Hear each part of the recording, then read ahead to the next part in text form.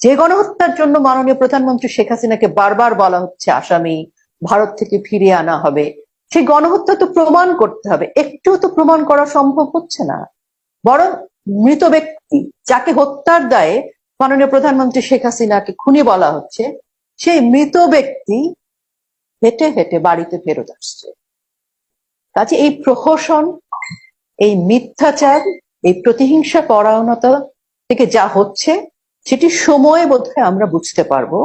একটু অপেক্ষা করতে হবে। যে ডিজাইন করা প্ল্যান, এবং সেটি তো আমরা আজকে প্রমাণিত। আজকে কিন্তু সমন্বয়কদের মুখে আমরা শুনেছি যে পুলিশ হত্যা না হলে, থানা আগুন না দিলে, মেট্রোতে আগুন না দিলে সফল হতো না আন্দোলন।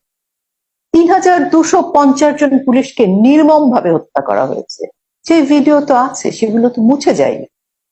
তো একই জিনিস যদি আমরা বলি এখন, যেভাবে পুলিশদের